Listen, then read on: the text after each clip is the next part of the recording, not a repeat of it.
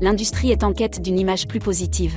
Basée sur l'argument de rétorsion, consistant à retourner contre l'adversaire son propre discours, afin d'en tirer une conclusion à son avantage, elle aspire donc à passer de « industrie mortifère et toxique », responsable des pires pratiques, très dommageable pour l'environnement, à « acteur de santé publique, respectueuse des bonnes pratiques, industrie verte ». Le discours face aux institutions publiques pouvant se résumer à « Nous souhaitons libérer les fumeurs du tabac et arrêter le commerce des cigarettes. La taxation et les campagnes de prévention ne sont pas efficaces pour faire baisser la consommation. Notre solution est de convertir massivement les fumeurs à la cigarette électronique, au tabac chauffé, au push, car c'est une consommation de nicotine à risque réduit. Pour cela, nous devons être soutenus par l'État, car ce sont des mesures de santé publique.